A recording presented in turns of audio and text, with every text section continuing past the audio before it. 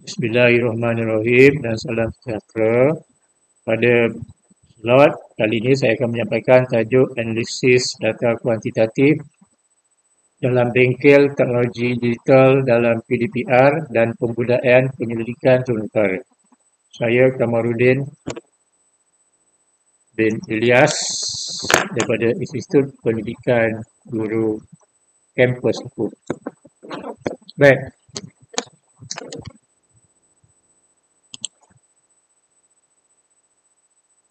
pertamanya kita akan belajar tentang min. Apa itu min? Min adalah purata bagi satu set data, iaitu purata skor yang diperolehi daripada kajian yang dijalankan.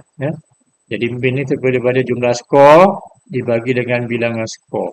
Jadi penyelidik boleh membuat perbandingan dan kesimpulan daripada satu set data. Jadi itu min. Min maknanya purata bagi satu set data. Dia diperolehi dengan cara purata skor dibagi dengan bilangan skor.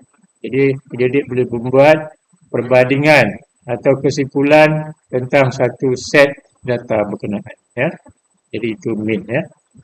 Jadi cara pengiraan itu macam mana?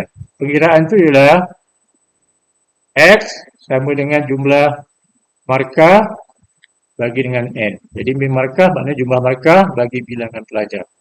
Dalam konteks itu, kita lihat bahawa ada 13 pelajar dan masing-masing ada markah. Jadi kita boleh jumlahkan markah-markah berkenaan dan kita bagi dengan bilangan pelajar. Jadi kita akan dapat 83 markah tu adalah purata dia. Jadi itu min suatu markah dalam satu ujian untuk 13 orang pelajar. Baik, jadi sisian piawai. Jadi apakah sisian piawai? Sisian piawai itu adalah syarakan atau perbezaan nilai daripada min kumpulan.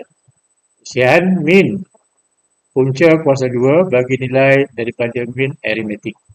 Jadi semakin kecil nilai sisian piawai, maka skor-skor dalam satu set data terkumpul berhampiran satu sama lain dan menghampiri nilai min dan juga sebaliknya. Jadi kalau semakin besar nilai sisian piawai, maka skor-skor dalam satu set data itu berjauhan dan menjauhi nilai min. Begitu sebaliknya.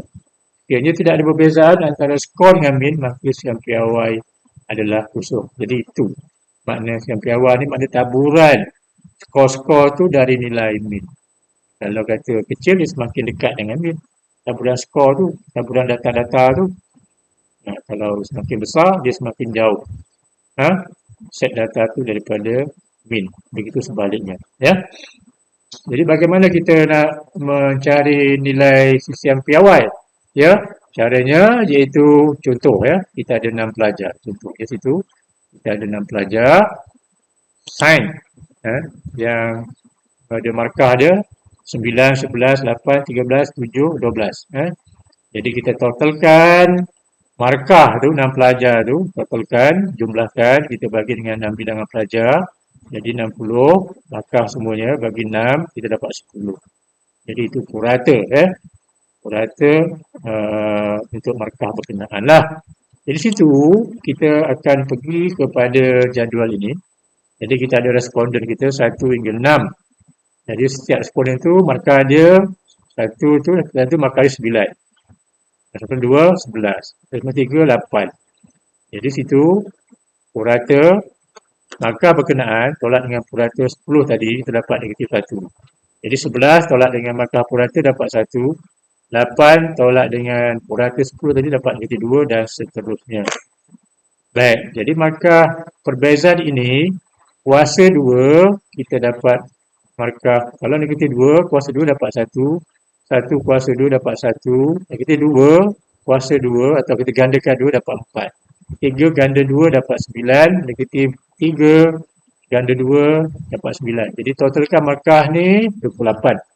Baik 28, markah 28 tu, jumlah perbezaan tu yang kita gandakan tadi tu, kita jumlahkan, maka yang kita gandakan tadi tu, jumlahkan dapat 28 bagi dengan 6. Jadi kita dapat 4.66, kita punca kuasa 2 kita dapat 2.16. Ini adalah markah sisihan piawai ya, markah untuk sisihan piawai. Baik, apakah penggunaannya? Min sisihan piawai. Jadi dalam kajian. Jadi di sini adalah satu contoh kajian ya. Kajian amalan penilaian pensyarah terhadap tugasan subjek matematik ya. Jadi itu terdapat min dan juga sisihan piawai ya. Jadi yang pertama tu kita tengok item pensyarah menggalakkan membuat refleksi bagaimana cara saya memperbaiki tugasan saya. Jadi minnya 4.33, sampai 0.3, jadi integrasi itu adalah tinggi. Baik. Jadi untuk item kedua, pensyarah membincangkan kemajuan yang saya buat dalam tugasan. Jadi minnya 4.39 dengan sampai 0.1 tinggi. Dan item ketiga, semasa membuat tugasan, pensyarah membuat peluang untuk mendapat konsultasi agar saya dapat lakukan dengan jayanya. Jadi minimum 4.5, yang bawah aja 0.1, integrasi dia adalah tinggi. Jadi maknanya sekarang ni, min itu kita boleh menghasilkan satu interpretasi ataupun tahap untuk setiap item dan juga untuk keseluruhan. Jadi kalau keseluruhan kita campurkanlah campurkan semua min ni kan kita bagikan kita dapat purata purata untuk mendapatkan keseluruhannya. Okey, baik. Jadi ini contoh amalan dalam pensyarah dari aspek pembentukan tugasan PB pelajar berada pada tinggi dengan min 4.43 sampai 0.67. Jadi min keseluruhan tu 4.43, sampai bawah je 0.67. Jadi maknanya purata itu pada tahap tinggi. Min itu pada tahap tinggi. Jadi ini pandukan pada jadual Wisma 65 ni, 65 ni. Baik. Kalau min 1 hingga 2.40 rendah. Kalau 2.41 hingga 3.8 tu sederhana. Kalau 3.81 hingga 5 tu tinggi. Jadi maknanya dia ada kategori masing-masing ya. Kalau kata sini 4.43 min dia, maknanya di sinilah mana dia pada tahap tinggi. Dalam Wisma lah nombor satu rujukan dia. Jadi itu kegunaannya min dan sisihan piawai ya dalam suatu penyelidikan dalam suatu penyelidikan ya. Asas dalam kajian kita, tetapi kita mesti biasanya lah kita menggunakan min sisihan piawai. Daripada itu kita dapatkan infiltrasi, iaitu tahap dan sebagainya lah kan. Jadi itu ya kegunaan min sisihan piawai dalam satu kajian. Baik. Jadi kalau ini untuk data yang ringkas, jadi kita boleh kira min sisihan piawai itu secara manual. Kalau data bilangan responden itu 10, 20 kan atau 100. Tapi kalau data yang banyak, responden yang banyak 1000 ataupun beratus-ratus, jadi susah untuk kita mengira. Jadi satu perisian yang sesuai untuk kita gunakan iaitu SPSS ya. Jadi SPS ni, program SPSS ni kita boleh download di internet kita boleh tengok internet, Google, kita dapat sinilah. Biasanya kita, SPSS ni kita ambil yang ni trial, SPS trial Malaysia IBM ya. Jadi punya muka depan ya. IBM SPS trial ni kita download program ni, tapi sebelum tu kita kena daftar akaun lepas daftar baru kita lakukan mendownloadkan perisian program SPSS. Jadi bagaimana cara nak menggunakan program ni? Kalau kita nak mencari min dan sisihan piawai, caranya bagaimana? Untuk mendapatkan min sisihan piawai dalam program SPSS ni. Jadi yang pertama tu kita kena pilih menu analyze dan kita klik. Kemudian kita klik descriptive statistik. Kemudian kita klik frequencies. Kemudian kita pilih item-item pemberubah yang nak diteliti, itu min dan sisihan piawai. Contohnya item 1 hingga item 30. A1 hingga A30. Kemudian tekan butang anak panah itu untuk membawa item-item tersebut ke kotak variable. Kemudian kita pilih statistik. Kemudian min di kotak central tendency. Dan kita klik standard deviation di kotak dispersion dan kita klik continue. Jadi ini arah-arahan dalam program SPSS untuk mendapatkan min dan juga siang piawai. Cara mudah untuk dapatkan min piawai dalam program SPSS. Baik, ini kita dah dapat download ni template je SPSS ni yang bawah ni responden 1 hingga tepi ni hingga 29 dan seterusnya lah. Atas tu dia punya arah-arahan dia punya menu-menu dia, file, edit, view, data, transform dan sebagainya lah. Jadi yang dalam ni kosong dekat awal tapi kita kena bina lah template ni. Jadi kalau nak terangkan ni akan masa yang lama lah. Kan? Sesi lain pula. Jadi nama name ni dia variable ya. Nama je bangsa meja. Bila ni kita kena apalah kita kena buat kita kena key in, kena buat, kita daftarkan atau kita daftarkan atau senaraikan dalam template program SPS ni. Di sini dia punya ciri-ciri tu kan, jenis, lebar, sebagainya, label apa semua tu kita kena buat ni, set kan, setting semua ni. Ya, ini kena makan masa yang lama lah untuk kita nak buat ni template ni. Untuk hari ni kali ni mungkin tak sempat sebab ni makan masa lama. Contohnya kita dah ada lah ni semua, kita dah bina ni semua ni. Baik, jadi kita pergi kepada analyze. Analyze itu kita klik analyze. Dia akan keluar deskriptif statistik. Ya. Kemudian dia akan keluar kotak tepi tu. Ya, frequencies, indicative, explore dan sebagainya. Kan? Jadi kita pilih frequencies. Ya, bila klik frequencies tu dia akan keluar kotak tepi ni. Satu kotak lain. Ya. Dia ada 2 kotak ni. Kotak ni automatik dia masuklah data-data tepi ni. Ni label-label tepi ni yang kita dah daftarkan tu, dia masuk ke kotak ni.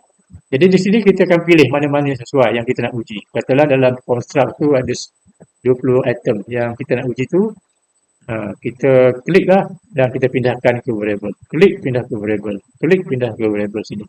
Ke kotak variable.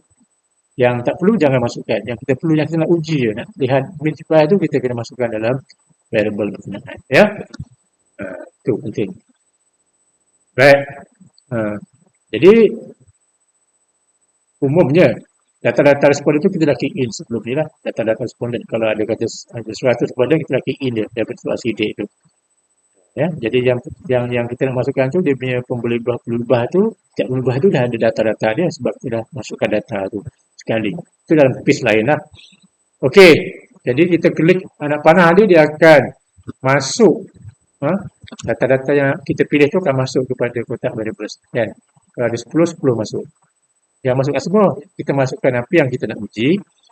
Kan? Jadi ada warna kuning ni data-data yang masuk ke kotak variables ni. Jadi apa yang kita nak perlu, kita klik statistik.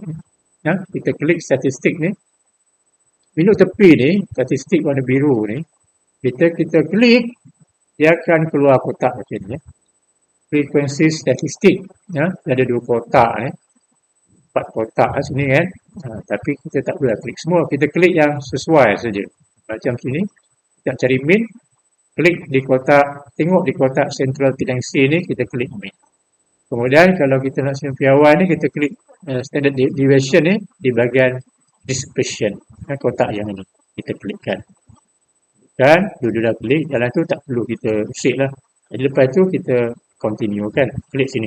Ya. Bila kita klik situ, dia akan dapat data ni. Output lah. Kita bagi output dalam program SPSS, kita panggil output. Ya, output. Ya.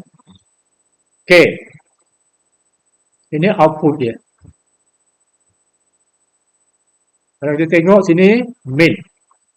Standard deviation. Min ni untuk yang item pertama. Saya menggunakan kemahiran kolaboratif secara berkesan. Jadi ni min dia. 4.7059. Ini standard deviation dia.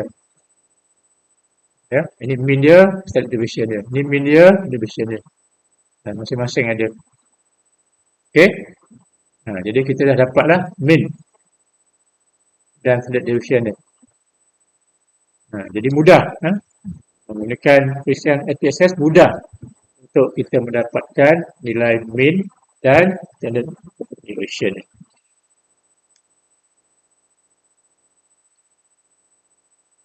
Baik, satu aspek penting yang perlu kita pelajari ialah kebolehpercayaan. Ya. Dalam kita membuat kajian kuantitatif ni, yang kita tak boleh lari iaitu kebolehpercayaan. Ya. Jadi soal sidik mesti ada kebolehpercayaan. Jadi sebelum kita nak gunakan soal sidik itu, kita mesti melihat kebolehpercayaannya. Jadi apakah itu kebolehpercayaan? Kebolehpercayaan ialah kestabilan, ketepatan, kepersisan, konsistensi dan keboleh-ramalan. Itu kita panggil kebolehpercayaan lah.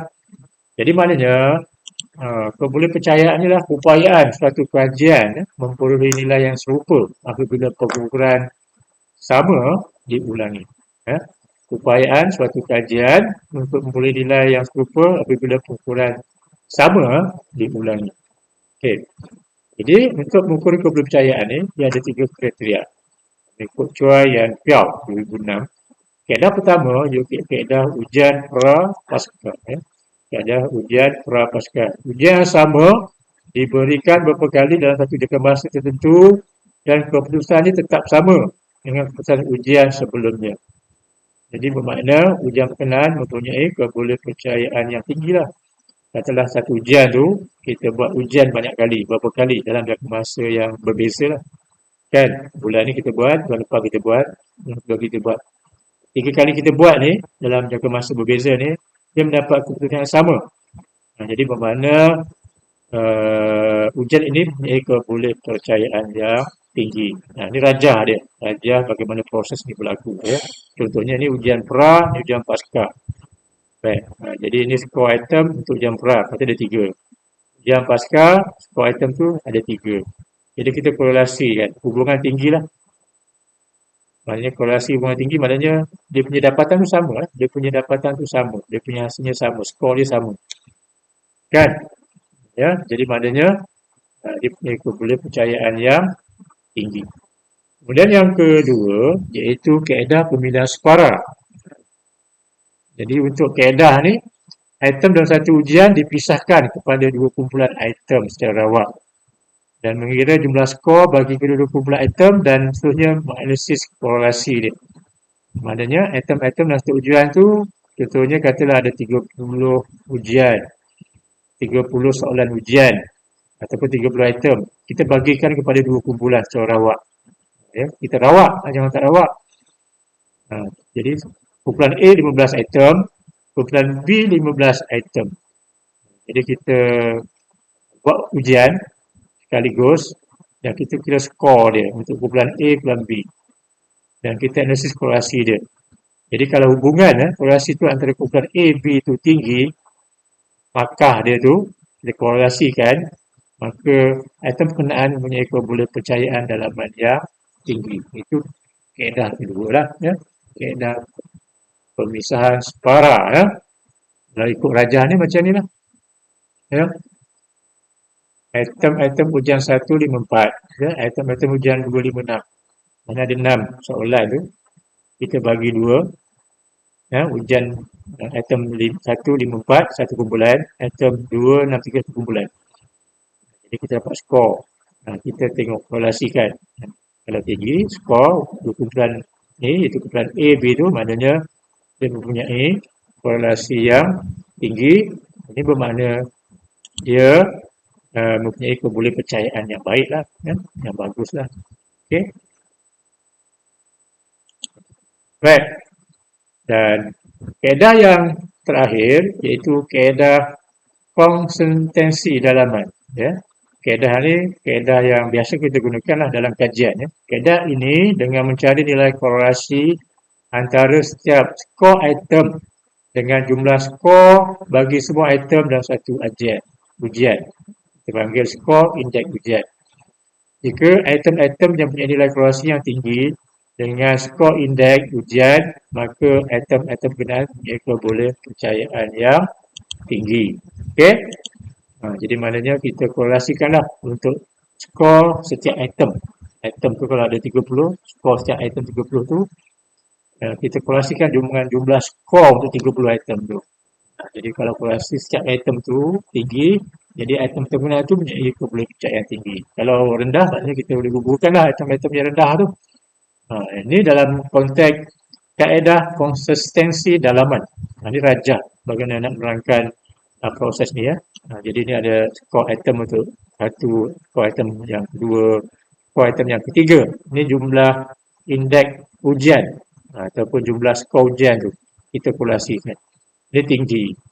Korelasi ini rendah, ini tinggi. Jadi yang dua ni, skor atom dua ni kita gugurkan sebab rendah. Dia punya hubungan ataupun korelasi tu. Ini kaedah konsistensi dalaman. Ya, kaedah yang ketiga yang biasa kita gunakan dalam kajian. Jadi kaedah ini dia ada tiga sahaja. Kaedah tadi tu. Kaedah yang saya nyatakan ni dia tiga, iaitu kaedah bahagi dua. Ya, kaedah Richardson dan kaedah Alpha-Combach. Ya, tiga. Tapi kita gunakanlah kaedah Alpha-Combach. Ya, di mana kita boleh lihat boleh percayaan ya. Tapi yang penting instrumen itu mestilah mempunyai Likert scale ataupun pilihan-pilihan yang mempunyai Likert scale. Contohnya satu tidak puas hati, dua puas hati, tiga sangat puas. Jadi setiap angka itu satu, dua, tiga tu dia ada tahap-tahap dia. Ada Likert scale dia. Jadi kalau soal sidik yang ada Likert scale macam ni, kita boleh dapatkan kepercayaan menggunakan kaedah Alpha-Combach ni. Kita masukkan dalam program perisian SPSS ya, yang kita telah install tadi dalam laptop kita masing-masing. Ini contoh. Ini contohlah. Contoh satu kajian ya. Kajian nilai kepercayaan dimensi keadaan sekolah. Kajian ya. Nilai kepercayaan dimensi keadaan sekolah. Kita tengok sini. Atom ada 15 atom. Jadi setiap atom ni dia ada dapatan tu lah. Sinilah nilai korelasi atom yang diperbetulkan dengan jumlah skor. Nilai atom jika atom digugurkan. Baik. Contohnya sini. Atom pertama ya. Keadaan kelas yang sesak. Nilai korelasi atom yang diperbetulkan dengan jumlah skor ialah 1.55. Masalah kebisingan di dalam gereja. Nilai korelasi atom yang diperbetulkan dengan jumlah skor ialah 0.115. Yang ketiga, keadaan gereja yang kotor. 0.159. Risiko berlaku kemalangan di sekolah 0.219. Keadaan kelas yang merimaskan 0.209. Ini maknanya nilai korelasi atom yang diperbetulkan. Baik, di sini semua ni di bawah 0.3. Di bawah 0.3. Baik. Jadi kalau menurut Naleli, kalau nilai korelasi yang dibetulkan dengan jumlah skor ataupun corrected item correlation ni di bawah 0.3, jadi kita gugurkan. Jadi item-item ni di bawah 0.3. Mengikut Naleli, sebab di bawah 0.3, jadi patut kita gugurkan item ni lah.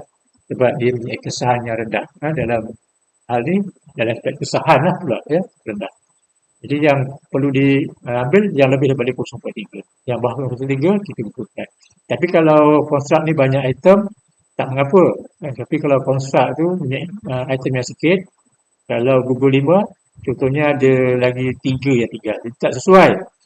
Sikit sangat item yang tinggal. Jadi kita mungkin boleh modify balik item yang bawah 0.3 tu dengan ubah aspek bahasa dan kandungannya supaya kita buat test mula.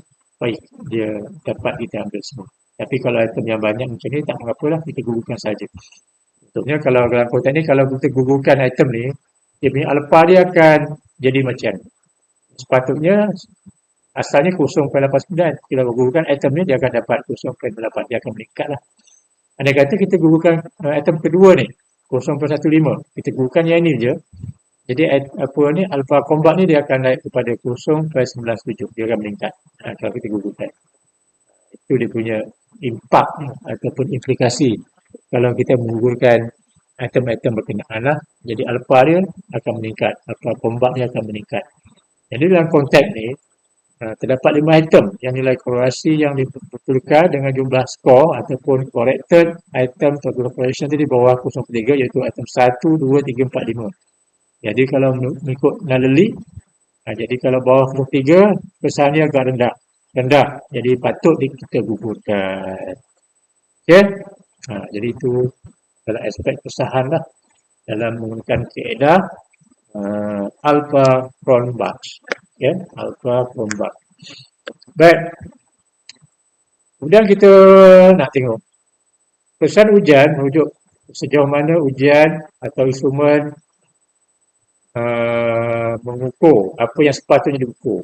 Itu alias Moreni dan Tuckman.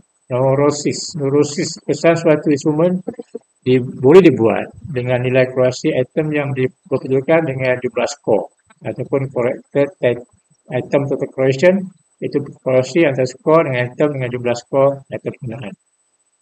Ini tadilah nilai corrected item correlation tu minimum tu 0.3. Ini dinyatakan oleh Nullally Abu Bakar. Jadi kalau bawah 0.3 kita buang item tu. Kalau lebih kita terima. Ini apa ni sokongan daripada data yang sebelum tu. Okey. Jadi setelah digugurkan item 1, 2, 3, 4, 5, dia bakal alpha combat tu meningkat daripada 0.94 kepada 0.5. Jadi kalau kita gugur 5 tu, yang asal tadi ialah 0.894, dia akan meningkat jadi 0.999. Jadi alpha combat tu kalau kita gugurkan 5 item tu, dia akan meningkat banyak. Jadi memang wajarlah digugurkan. Supaya bila ada peningkatan tu, maknanya boleh percaya tu lagi dah baik. Kan? Lagi dah baik. Ya. Sekarang ni 3 klasifikasi indeks kebolehpercayaan, iaitu rendah dan tidak boleh terima. Ini makna bawah 0.6. Boleh terima 0.6 hingga 8, baik maknanya melebihi 0.8. Jadi kalau konteks tu, kalau ni yang kita digugur 5 tu, kita dapat alpha combat ni 0.99. Maknanya kalau tu melebihi 0.8 tu, maknanya kebolehpercayaan tu baik. Jadi maknanya sekarang kata boleh terima. Dalam kes inilah. Kalau Nullally, dia kata alpha combat yang boleh terima ialah nilai 0.7 ke atas. Sering digunakan untuk menunjukkan kebolehpercayaan. Jadi kalau saya biasa gunakan Nullally ni. Kalau satu instrumen tu mempunyai alpha combat keseluruhannya lebih daripada 0.6 atau 0.7, maka saya terima instrumen tu untuk membuat kajian, buat kajian seterusnya. Okey. Tapi kalau menurut Glass and Smith, alpha combat yang lebih pada 0.5 pun boleh. Ini lagi rendah lah. Jadi kalau instrumen kita dapat 0.51 alpha combat dia, jadi boleh terima kalau merujuk Smith dan Glass. Kalau Nullally tak boleh terima, kalau sekarang tak boleh terima. Sekarang paling minima 0.6. Ya. Kalau Nullally 0.7. Jadi yang biasa gunakan ialah 0.7, iaitu Nullally. Ini apa kategori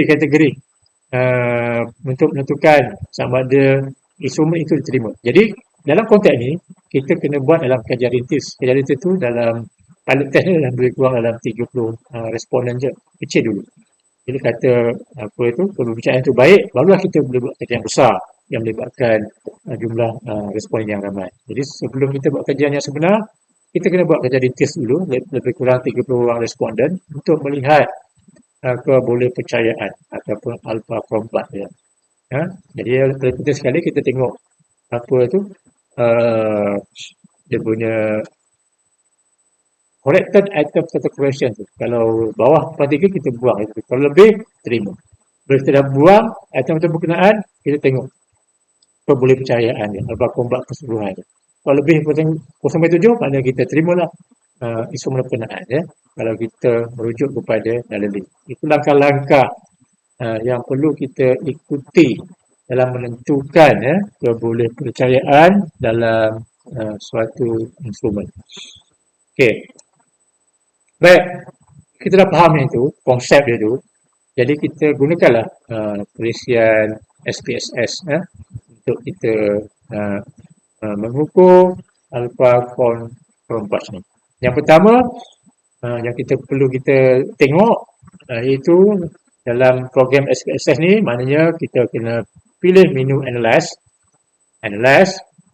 kemudian kita klikkan analyze tu, kemudian kita pilih item-item pembelubah yang hendak kita teliti boleh percayaannya, contohnya Q1 hingga Q10.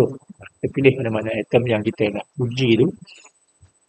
Kemudian kita tekan butang anak panah tekan untuk membawa item-item itu tersebut ke kotak item. Ya. Jadi kita tekan anak panah ni, dia akan pindahkan item-item yang kita nak pilih tu ke kotak item. Dalam kotak tu, kita pilih alpha, iaitu dalam kotak model. Dan kemudian kita klik butang statistik untuk membuka kotak Site Dialog Reliability Analysis. Statistik. Ya, ini langkah-langkah untuk mengira boleh percayaan. Kemudian kita dalam kotak descriptive for, kita pilih scale dan scale if item deleted. Dalam kotak descriptive tu kita for tu ada kotak tu, saya tunjukkan, kita pilih scale dan scale if item deleted. Dalam kotak inter item kita pilih correlation dan kita klik butang continue dan akhirnya kita klik butang OK. Jadi kita dapatlah alpha converge dalam program SPSS. Ya, itu proses-proses yang cikgu perlu ingat. Kalau kita klik tak sepatutnya, jadi dia akan dapatkan hasil yang lain pula.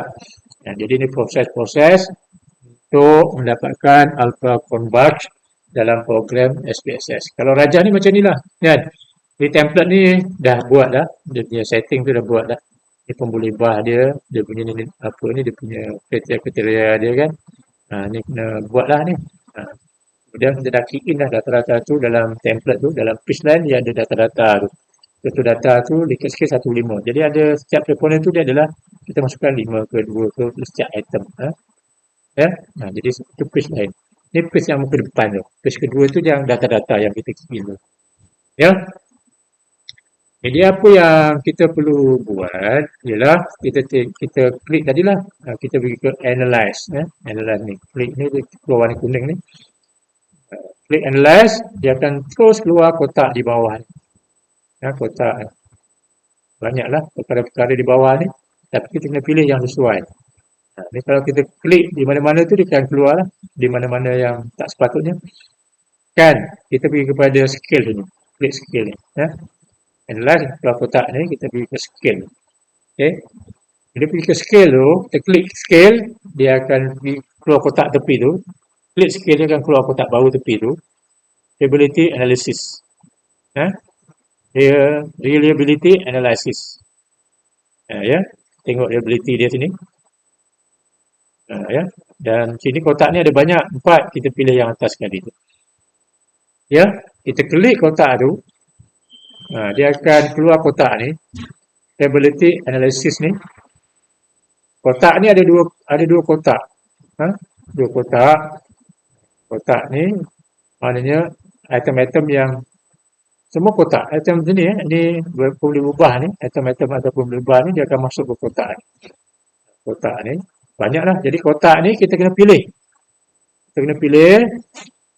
Klik anak panah dia akan masuk ke kotak item. Ya. Kita klik dia akan masuk kotak item. Katalah dimensi apa itu, pada sekolah tu ada 20 item. Jadi kita pilih item-item yang 20 tu, kita klik dia akan masuk ke kotak item ni. Yang lain tu yang tak diuji jangan kita klik. Kalau kita klik dia akan masuk semua. Jadi kita dah dapatan tu dah bercampur-campur lah. Jadi kita pilih, kita klik item-item tu, ada pergi ke kotak item. Jadi ada 20 situ tu, dah masuk semua. Jadi kita klik lah statistik ni. Sebelum tu kita pastikan dalam model tu dia ada alpha. Dia ada 3 pilihan di bawah ni. Untuk kriteria apa kita nak cari kepercayaan, dia ada banyak kaedah. Yang kita nak belajar, yang kita nak gunakan sekarang ni ialah kaedah model alpha. Jadi pastikan di alpha sini. Letakkan alpha dalam kotak ni. Kemudian item tu ataupun boleh ubah tu dah masuk dalam bahagian kotak item tu, semua ada 20. Okey, jadi apa yang kita perlu buat, kita klik statistik. Kita klik statistik situ, jadi bila klik statistik, dia akan keluarlah macam ni. Kan? Ni kotak ability analysis statistik. Kotak yang besar macam ni, keluar. Dalam kotak besar ni ada 1, 2, 3, 4. 4 kotak yang lain. Jadi cikgu kena pilih. Yang pertama, yang bahagian descriptive for ni, cikgu klik yang scale, klik scale item deleted. Scale if item deleted. Tiga kotak ni, pilih 2 kotak bawah. Jadi yang ni, inter item ni, cikgu klik correlation. Okey, yang lain tu tak perlu diusik lah. Biarkan seperti mana yang macam itulah. Dan seterusnya kita klik lah continue ni. Itu langkah terakhir. Jadi apa yang kita tengok tu, proses ni, langkah terakhir ni, pastikan kita klik lah scale if item deleted dan interpolation tu kita dah klik back. Dan akhir sekali continue dan seterusnya ni output, kita panggil output, output ataupun dapatan dia keluar satu page yang baru, dia keluar page baru output ni tengok sini alpha perombakan alpha 0.992, dia sangat tinggi. Item ni berapa? 20 item yang kita uji tadi kan. Ya, jadi sekarang ni dia punya responden ada 159. Tak masuk 2 ni mungkin data terpencil. Total semua 161. Ni outlier ni mungkin outlier ni kena buang lah. Ni dia punya responden 159, 28.8%. Jadi sebaiknya sebelum kita nak buat kajian, kita pastikan outlier tu kita buang dulu, bersihkan dulu. Mungkin ada data-data yang kita tak masuk cukup. Ada data-data yang lompang tu, kita kena isi lah macam mana. Adapun outlier tu kita kena uji, kena buang, bersihkan supaya data kita tu lagi cantik lah. Lagi menarik dan berkesan dapatan kita ni. Ni output je lah. Ya, jadi prosesnya agak taklah sangat complicated ya. Tapi sebelum tu kita kena buat template tu, kita kena buat apa, kena key in apa tu proses tu output ni. Ya. Jadi sangat menarik sebab SPS ni banyak membantu kita untuk melakukan kerja-kerja dengan pantas dan mudah. Baik, ni tengok output ni juga kita dah belajar sebelum ni ya. Corrected item total correction ni. Tengok ni item-item dia. Saya menggunakan pembayaran kalkulasi secara berkesan. Tengok corrected item total correction dia 0.983, sangat tinggi. Dia lebih daripada 0.3. Semua item-item dia lebih daripada 0.3. Lebih kesan ikut naluri tu. Kalau lebih tu, jadi kita terima semua. Tak perlu kita nak delete. Jadi ini ialah, kalau kita delete ni, ini alpha combatnya. Tapi alpha combat tu dah elok dah. Jadi tak perlu kita nak usik lagi. Kita nak buang lagi item-item ni. Sebab corrected item total correction tu lebih daripada 0.3. Dah memenuhi syarat aspek kesahan. Jadi kita kekalkan. Kita dapatlah alpha combat keseluruhan tadi tu 0.93. Ya.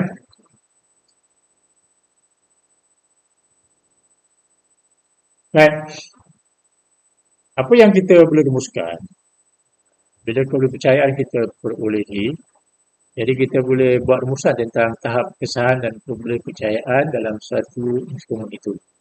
Jadi kita boleh kategorikanlah item itu ataupun instrumen itu kepada 3 kelompok tahap kesahan dan kepercayaan. Yang pertama, tidak boleh percaya dan tidak sah. Mana item tu langsung kita tak boleh percaya. Bawah 0.7 ke, bawah 0.5 ke, biasa bawah 0.7 percayaan dan tak sah. Sah ni mungkin dari segi kesan tu ada item tu kurang daripada 0.3, kita biarkan je. Kan? Kalau kita gunakan program SPSS lah. Tapi yang kotak lain kesan mungkin kesan pakar-pakar seperti kita dah buat lah. Katalah instrumen tu kita terjemahkan dalam bahasa Inggeris, bahasa Melayu. Kita tengok kesan bahasa dia, kesan kandungan balik. Itu dari segi aspek pakar-pakar lah. Tapi dalam konteks SPS ni ada kesan juga. Yang pertama, kalau dia tak boleh percaya dan tak sah, maknanya item ni kita tak perlu ambil lah. Kita abaikan item ni. Sebab dia tak percaya dan tak sah. Ya. Yang kedua tu, dia boleh percaya tapi tak sah juga. Dia ada kepercayaan, dia punya alpha combat tu lebih 0.7. Tapi tak sah. Jadi kita masih lagi tak boleh ambil yang ni. Instrument ni. Kan? Ya. Jadi yang ketiga tu, ini yang kita cari-cari dalam kajian kita. Satu instrumen tu yang kita boleh percaya dan juga yang punya kesahan yang sepatutnya. Jadi yang ketiga itulah menjadi tumpuan kita, cikgu-cikgu semua, untuk dapat kajian yang berkredibiliti, yang berkeupayaan tinggi, yang punya kualiti tinggi. Kita mesti lihat kepada aspek ketiga, mana instrumen itu mempunyai keboleh percayaan dan mempunyai kesahan. Jadi itulah sebuah ringkas tentang tajuk analisis data kuantitatif yang saya telah terangkan, bermula dengan min, bermula dengan min, kemudian siang piawai dan juga kebolehpercayaan, yang mana kesahan dan kebolehpercayaan. Jadi min dan siang piawai itu kita mengira secara manual dan kita mengira secara menggunakan program SPSS. Dan seterusnya kita nak gunakan min simplifier dalam kajian. Bagaimana kita nak gunakan min simplifier itu untuk mendapat tahap yang tertentu, tahap yang tertentu untuk mengukur satu konstruk ataupun satu instrumen dalam kajian. Baik, kemudian saya telah sentuh tentang kebolehpercayaan. Kita bila buat kajian kuantitatif, kita tak boleh lari daripada soal sidik instrumen. Jadi soal sidik instrumen ni sebelum kita lakukan kajian yang sebenarnya, yang besar, kita kena buat kajian rintis, pilot test. Jadi bilangan ni lebih kurang 30 orang. Kita tengok kepercayaan tu, ada 3 jenis tu. Kita pilih yang ketiga tu, kita gunakan kaedah alpha combat untuk melihat kesahan dan kepercayaan melalui program SPSS. Jadi tak perlu nak kira secara manual. Jadi kita boleh menggunakan program SPSS. Jadi program ni ada dalam internet, SPSS ni. Kita boleh download di internet menggunakan program SPSS ni, real ni. Jadi memudahkan untuk kita melaksanakan proses kerja kita dalam penyelidikan kuantitatif. Jadi harap cikgu semua boleh faham slot kali ini. Slot berkaitan dengan analisis data kuantitatif. Selamat berbingkil kepada cikgu-cikgu dalam bingkil teknologi digital, dalam PDPR dan kebudayaan pendidikan seputara anjuran PROSPEN IPGM dengan kerjasama JPN. Saya sudahi dengan wabillahi taufik wal hidayah. Wassalamualaikum warahmatullahi wabarakatuh. Sekian, terima kasih.